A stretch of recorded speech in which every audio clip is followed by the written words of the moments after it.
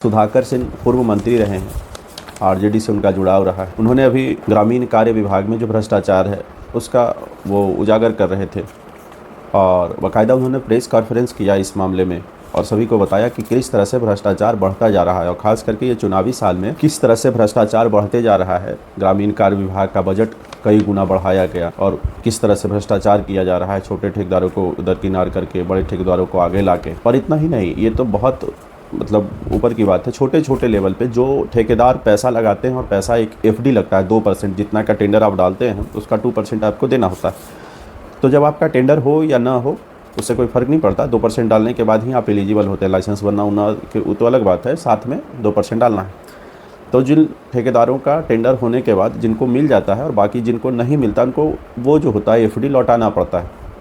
Government क्या करती है और गवर्नमेंट के अधिकारी क्या करते हैं, जो मात्र 1 या 2 दिन में तुरंत ही लौट सकता है, वो 1 मिनट का काम है, वो ऑनलाइन जमा होता है और ऑनलाइन लौटाया जा सकता है। 10-10, 15-15 महीने ठेकेदारों का पैसा वो लोग रखे रहते हैं और कितना भी आप उनसे निवेदन करो, आवेदन करो, उससे उसको कोई फ़र्क नहीं पड़ता। तो ये भी सरकारी अधिकारी, सरकारी कर्मचारी और नेताओं की गुंडागर्दी है, विभाग की ये गुंडागर्दी है। तो वो अभी जो लोग टेंडर में हैं वो समझ रहे होंगे कि हम क्या कह रहे हैं। आपका पैसा रोका जाता है, जिससे क्या होता है, जो नए ठेकेदार होते हैं उसको आने नहीं दिया जाता। ये इसलिए किया जाता है जैसे हम या आप ठेकेदार बनना चाहते हैं और मान लो एक 50 लाख का ठेकेदारी है तो 50 लाख का 2% होता है 1 लाख रुपया। तो आपको 1 लाख की एफडी जमा करनी होगी, फीस वगैरह तो उसका है जो अलग है। तो अगर मान लो आप एक टेंडर 1 लाख लगा के डालें और जब टेंडर किसी और का हो गया, मान लीजिए आपका नहीं हुआ, तो वो होता क्या है, वो पैसा आपको लौटा दिया जाता है, पर लौटाया 1-1.5 साल में जाता है। अब 1-1.5 साल 1-1 लाख लगा के अगर 2-3 जगह आपने टेंडर डाल दिए और अगर आपका नहीं हुआ है तो आप आर्थिक तौर पर कमज़ोर हो जाते हैं और आगे आप टेंडर वगैरह डाल नहीं सकते। तो चलिए ये तो अलग बात है। उसी तरह स्वास्थ्य विभाग का अपना भ्रष्टाचार है, ग्रामीण कार्य का अलग है, डीटीओ आरटीओ वगैरह जो परिवहन का वो अलग है ना। भले ही सरकार कितना भी कुछ भी कह ले, लेकिन आप आए दिन देखते हैं टोल प्लाजा पर मारामारी, गुंडा जैसा करना है ना। जो नए नए मंत्री हैं आपको लगता होगा जैसे नितिन गडकरी, वो लोग कितना भी नाम ले लें और कुछ अच्छा कर लें, पर ज़मीन पर ऐसा है नहीं जैसा दिखाया जाता है। गडकरी साहब गटक करे हैं, माल पूरा गटकते हैं। तो ये सब गुंडागर्दी करके चलाते हैं और हम लोग भी वैसे ही हैं। कभी आवाज़ नहीं उठाते, 5 साल में आवाज़ उठाने का मौका मिलता है तब भी नहीं उठाते, अपना वोट ठीक से देते नहीं है ना। दल के दलदल में फंस के जब हम लोग परेशान होते रहेंगे तो हमारी स्थिति तो और भी ख़राब होते रहेगी। और हम जैसे तो आवाज़ उठा ही रहे हैं और साथ में ये है ना, कुछ को लगता होगा कि आप सिर्फ आवाज़ उठाते हैं, बोलते हैं, सिर्फ बकैती है। तो आज सोचे कि चलो कुछ रचनात्मक किया जाए कि जो किया गया है या हम क्या कर रहे हैं, क्या करते हैं, आपको बोलते हैं तो उतना कुछ हम कर रहे हैं या नहीं कर रहे हैं, इस बारे में भी आपसे बातचीत की जाए और दिखाया जाए। जो अपने हाथ में कागज़ है ये एक RTI का कागज़ है, राइट टू इन्फॉर्मेशन, सूचना का अधिकार। ये हर एक आम नागरिकों को प्राप्त है और संस्था को भी प्राप्त है। जो कोई NGO वगैरह है वो भी RTI वगैरह लगा सकते हैं। वो था IPO था, ये दूसरा पन्ना है जो एक फॉर्मेट होता है, ये इस तरह का एक फॉर्मेट होता है। तो आप हालांकि कैमरे में उल्टा आ रहा है, देखते हैं क्या सीधा होगा तो हम कर देंगे। तो ये RTI का फॉर्मेट, हालांकि फॉर्मेट का ज़रूरत पड़ता नहीं है, लेकिन सरकारी अधिकारी कर्मचारी जो होता है वो तो आप जान ही रहे हैं, है ना। उन सबों का आप सादे पेज पर भी इस तरह लिख के RTI दे सकते, जो हमने किया है। ऐसे ये 2 पन्ने का एक आवेदन है, ये किया गया है। आपको बताते हैं कि ये क्या है और हम लोगों को क्या रचनात्मक प्रयास करना चाहिए। सिर्फ हम लोग अगर समस्या पर बात करें और समस्या के बाद समाधान पर भी बात करें और उसके लिए कोई एक्शन ना ले तो वो कोई कारगर है नहीं। जैसे जब मोदी जी नहीं थे तो लुक ईस्ट पॉलिसी था, एक उत्तर की तरफ देखो, लुक पूरब की तरफ देखो, लुक ईस्ट। बाद में आए मोदी जी तो बताया कि एक्ट ईस्ट करो। सिर्फ देखते रहने से कुछ नहीं होगा, कुछ करने से, एक्शन से समस्या का समाधान होगा। तो उसी तरह हम लोग जो आपस में बात करते हैं या बातें रखते हैं तो समस्या है, उसका समाधान है, तो समाधान को एक्शन में लाने के लिए हम लोगों को कुछ ना कुछ रचनात्मक कार्य करना चाहिए। रचनात्मक मतलब और ऐसा प्रैक्टिकल काम। तो ये है एक आवेदन। और भूमि का भ्रष्टाचार का मामला हम अक्सर उठाते रहते हैं। इसका मूल मकसद क्या है, बाकी भ्रष्टाचार में तो सामान्य पब्लिक एकदम सीधे प्रभावित नहीं होती, जैसे ग्रामीण कार्य विकास का RTO का हो, वो तो अलग एक दूसरा भ्रष्टाचार है। लेकिन जो भूमि का भ्रष्टाचार है उससे सीधे रैयत प्रभावित होते हैं, आम नागरिक प्रभावित होते हैं और आप प्रभावित होते हैं। 2000, 5000, 3000, 10,000, 38,000, 52,000 कर करके जो सर्वे के नाम पर, मोटेशन के नाम पर, परिमार्जन के नाम पर और ज़मीन से जुड़े अभी जमाबंदी सृजन है और जितनी भी समस्याएं आती हैं ना, लगान निर्धारण का मामला, तो असल में ये रैयतों से सीधे लिया जाता है। भले ही कोई एजेंट, कोई बीच के आदमी उसका काम कर रहा हो, लेकिन ये अकेला ऐसा काम है जो रैयतों से सीधे लिया जाता है और सबसे ज़्यादा लोग इससे प्रभावित, चाहे आप 1 धूर के मालिक हों, 10 धूर के मालिक हों, 1 कट्ठा या 1 बीघा, 1 एकड़ या किसी भी रियासत के वंशज से हैं, सबका यही हाल है। तो इस भ्रष्टाचार का अक्सर इसलिए हम उठाते हैं कि इससे सभी के सभी लोग प्रभावित हैं।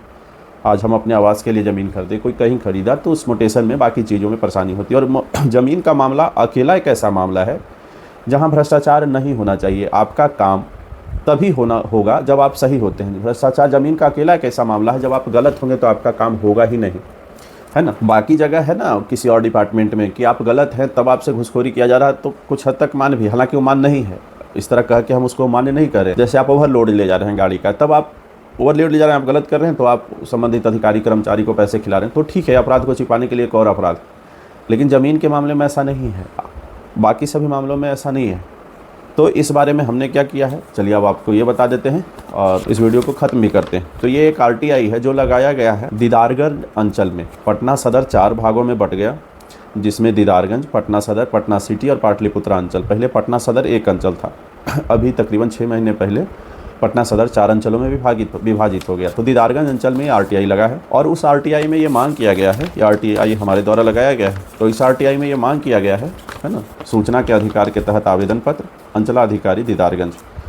तो उसमें ज़मीन से संबंधित जो सूचनाएं हैं वो मांगी गई है और आपको हम अपडेट आगे करते रहेंगे। और ये सूचना कब मांगी गई है, वो है तारीख 15/5/2025 को मांगी गई है। 30 दिन का पीरियड होता है, इस 30 दिन के पीरियड में इनको जवाब देना है। अगर 30 दिन में नहीं देते हैं तो फर्स्ट अपील का एक प्रावधान है, उसमें हम लोग चले जाएंगे। तो इसमें मांगी गई सूचना क्या है, इसमें पहली सूचना है कि दाखिल खारिज किन नियमों के तहत होता है, कृपया नियमों की प्रमाणित छाया प्रति दें। एक क्या होता है ना, अधिकारी और कर्मचारी का धंधा खोल के रखा है, आप कुछ पूछे मौखिक या ऐसे ही दे दिया, लेकिन ये प्रमाणित देना है। प्रमाणित का मतलब सर्टिफाइड कॉपी होता है, जो आप दे रहे हैं उसके ऊपर साइन, मोहर, बाकायदा ये पता चलना चाहिए कि हम अपने तरफ से, ऑफिस की तरफ से ये गया है। तो पहला मांगा गया है इनसे कि दाखिल खारिज किन नियमों के तहत होता है, कृपया नियमों की छाया प्रति प्रदान करें। दूसरी सूचना मांगी गई है इनसे, दाखिल खारिज, खरीद बिक्री, नामांतरण, उत्तराधिकार, बंटवारा और कोर्ट के आदेश मिलने के बाद इन दाखिल खारिज के सभी तरह के म्यूटेशन में कौन कौन सा दस्तावेज आवेदन के साथ संलग्न करना है। किसी भी तरह का म्यूटेशन होता हो, किसी भी तरह का परिमार्जन या जो भी भूमि में आवेदन हो रहा है, चाहे वो किसी भी प्रकार का आवेदन हो, उनमें कौन कौन सा दस्तावेज संलग्न करना है इस बारे में बताएं। और नियम कहाँ है कि आप ये दस्तावेज मांगेंगे, उस नियमों की छाया पड़ती हुई। आप अपनी मर्जी से बता दिया कि आपको बंटवारा चाहिए, आपको रसीद चाहिए, लेकिन आपकी मर्जी से नहीं चलेगा। ये मांगा गया है कि जो आप मांगते हैं वो नियमों में कहाँ लिखा है, उन नियमों की छाया प्रति, प्रमाणित छाया प्रति प्रदान करें। तीसरा मांगा गया है, म्यूटेशन में टेम्पोररी केस नंबर क्या है। आजकल क्या हो गया, 3-4 महीने से जब आप आवेदन करते हैं तो TEMP temporary case number generate होता है।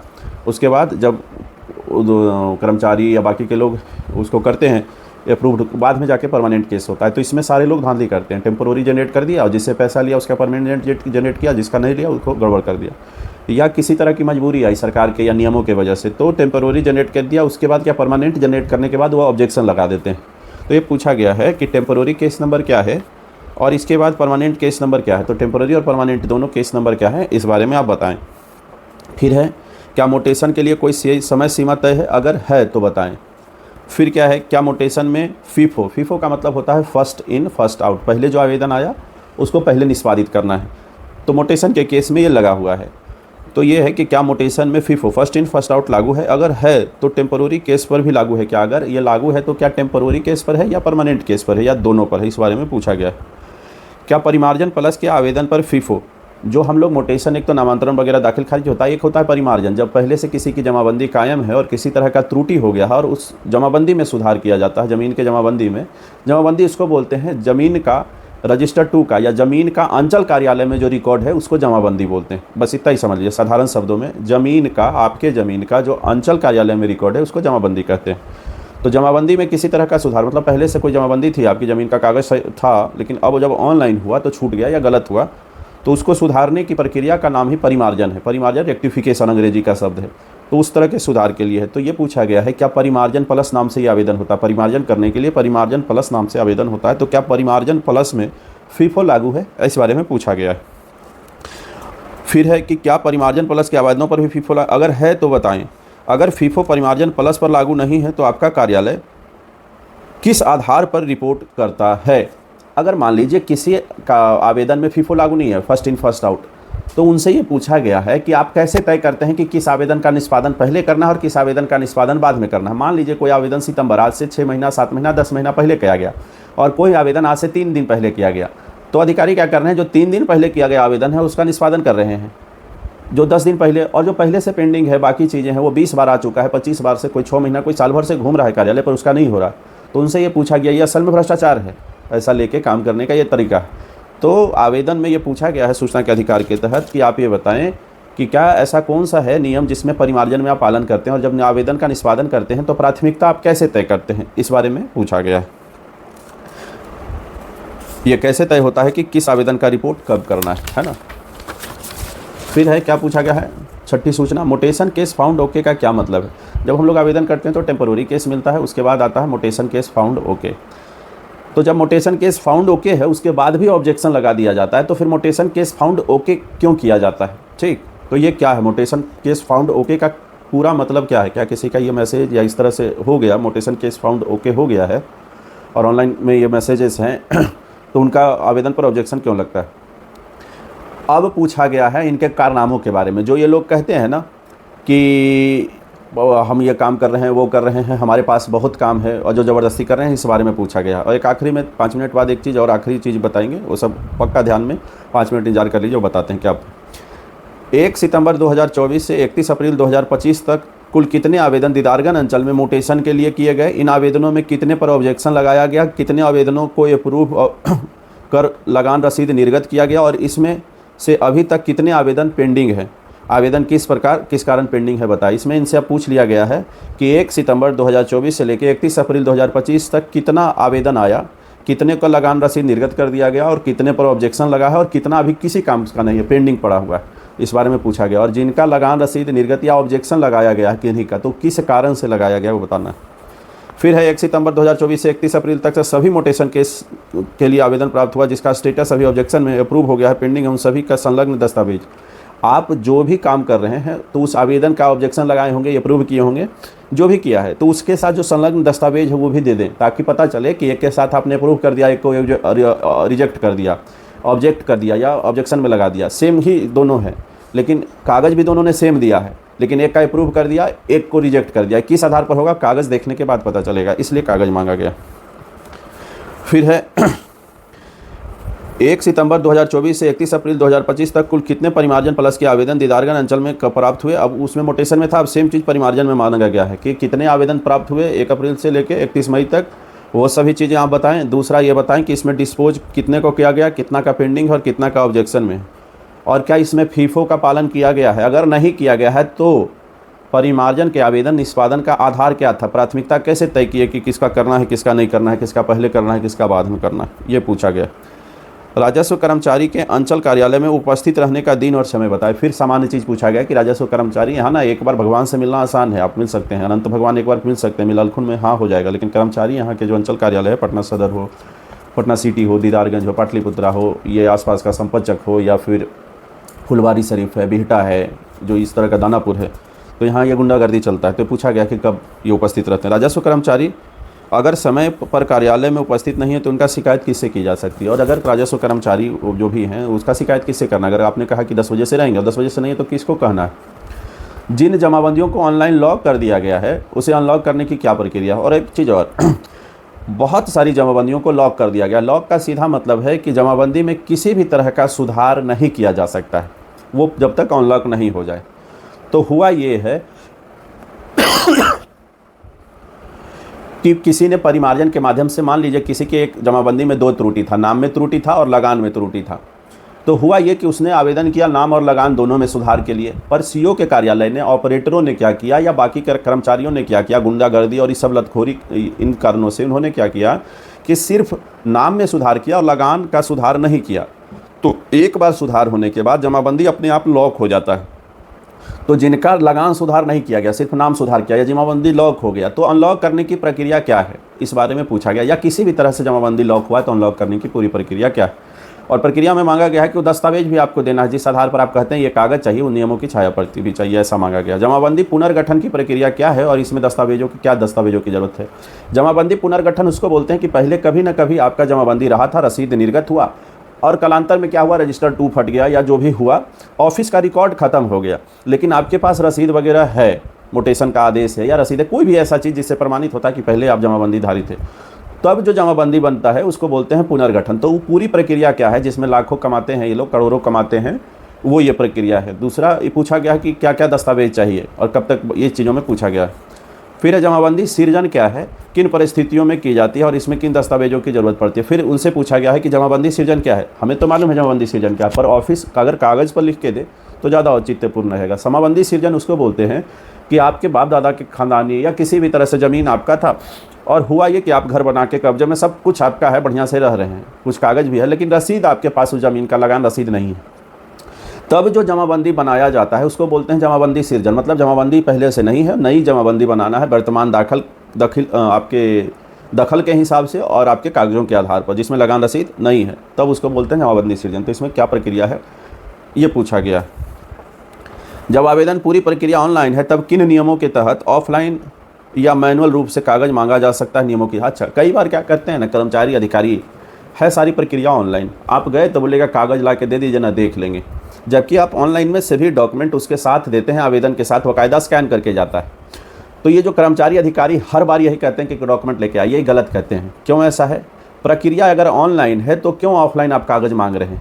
आप ऑनलाइन रिपोर्ट क्यों नहीं करते? इसलिए इसको मांगा गया है कि उन लोग ऑनलाइन का रिपोर्ट नहीं करें। उसको पता है कि सब ठीक है, इनका रिपोर्ट सही है, लेकिन दौड़ाने, परेशान करने, पैसा लेने और हम लोगों को बर्बाद करने के लिए और खुद को ऊंचा और हम सबको नीचे दिखाने के लिए ना ये जो काम करते हैं। इसीलिए पूछा गया है कि ऑनलाइन है जब आवेदन तो ऑफलाइन आप दस्तावेज किस नियमों के आधार पर मांगते हैं।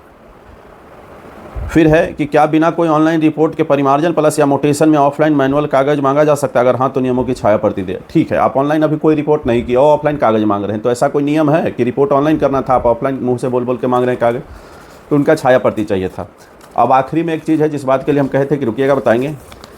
ऑफिस में, कार्यालय में काम कराते वक्त एक चीज़ का अक्सर समस्या आता है, सभी लोग एक चीज़ तौहीन क्या करते हैं, अधिकारी और कर्मचारी, वो बोलते हैं आपका डॉक्यूमेंट है, आपका कागज़ है। वो पूछना ही उनका गलत है। सामान्य नागरिक होने के नाते कार्यालयीय प्रक्रिया किसी की बकौती नहीं है, वो किसी से भी पूछ सकता है, इसमें कहीं किसी का कोई मतलब नहीं है। और ठीक उसी तरह ये है जैसे आपके जो विधायक, सांसद, मंत्री हैं, वोट मांगने आपके पास आते हैं, उसके तरफ से तो उसका वो आता है, क्या बोलते हैं, कोई कहता है मैं पार्टी का कार्यकर्ता हूँ, कोई अध्यक्ष हूँ, मैं क्या हूँ, वो लोग मांगते हैं। तो उस वक्त क्या उनसे पूछा जाता है कि किस अधिकार से आपका है, आप चुनाव लड़ रहे हैं, आप क्यों वोट मांगने आ रहे हैं? अगर आपके साथ कोई नेता, कोई अधिकारी इस तरह की बात बोलता है तो उन्हें तुरंत प्रत्युत्तर दें कि जब आप चुनाव लड़ रहे होते हैं तो वो कौन लगता है जिसको आप भेजते हैं, जो आता है वोट मांगने, वो चुनाव लड़ रहा है, तब तो लाज नहीं लगता है आपको कि चुनाव आप लड़ रहे हैं और वोट दूसरा मांग रहा है, तब आप कार्यकर्ता कहते हैं आपने। उसी तरह सबके सब कार्यकर्ता, आम नागरिक हैं हम, तो आम नागरिकों को सारा अधिकार है कि वो पूछ सकते हैं किसी का काम के बारे में, किसी का करवा सकते हैं किसी भी तरह। उसी तरह अधिकारी का, कोई कहा मैं डीएम साहब का प्यून हूँ, तो मैं भाई हूँ, तो फलना हूँ, तो डीएम साहब अगर साहब हैं और कह दिए तो करना है। और आम नागरिक ने अपने भाई, दोस्त, वजह या किसी को भी भेज दिया तो आप पूछते हैं कि क्यों ऐसा है, कि आप क्यों लेके आए हैं, उनको लेके काहे लेके आएगा? तो इन चीज़ों का प्रत्यक्ष तौर पर जवाब देने का समय आ गया है। हम सबको अपने अपने स्तर से अपने अपने हिस्से का जो भी अच्छा काम है, जो भी सामर्थ्य हम लोगों के पास है, उससे एक प्रयास करना चाहिए ताकि समाज में कुछ अच्छा कर सके। वरना हमारे समाधान के लिए कोई बाहर से या पाकिस्तान से, अफ़गानिस्तान से, लंदन से कोई नहीं आएंगे। हमारे इतना ज़्यादा झुकने से हम सबको ही परेशानी होगा।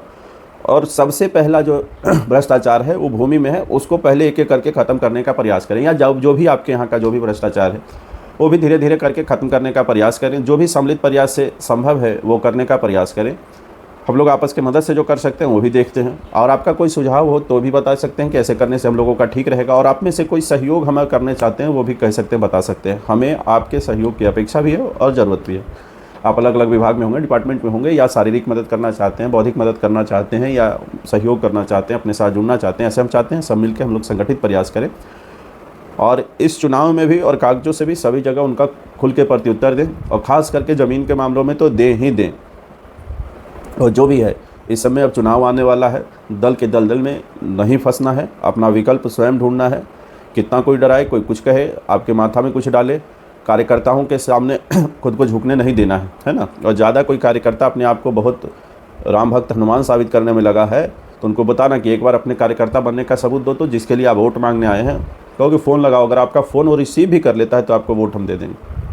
तो उन निर्लज कार्यकर्ताओं के लिए भी हमारा संदेश है कि ना धूरे धूर बिक गया है, लाठी डंडा पुलिस का खाए हो, लात जूता खाते दिन गया है। निर्लज की तरह आप लोग वोट मांगते हैं और आपका नेता आपको पूछता नहीं है, और तब भी भैया, दादा, चचा फोटो डालते हो इन बेशर्मों की तरह नहीं करोगे। ज़रूरत पड़ेगा तो समाज से आप मदद लेते हैं, आपके भैया, आपके चाचा, आपके दोस्त, आपके सहयोगी काम आते हैं, आपका नेता आपको काम नहीं आता है। तो बरगलाने के लिए, अपने ही समाज को बर्बाद करने के लिए आप लोग चुनाव में न आए। आप सब हमारे सब के लिए बेहतर रहेगा। अंत में बस एक संदेश, हम हों, आप हों, चाहे जो भी हों, हम लोग को इतना प्रयास ज़रूर करना चाहिए ताकि हम अपने भविष्य के आँख में आँख डाल के ये कह सकें कि जब भी आपका भविष्य सुधारने का मौका हमारे पास था तो हम पीछे नहीं हटे थे। इसी संदेश के साथ सभी अपना ख्याल रखें। नमस्ते।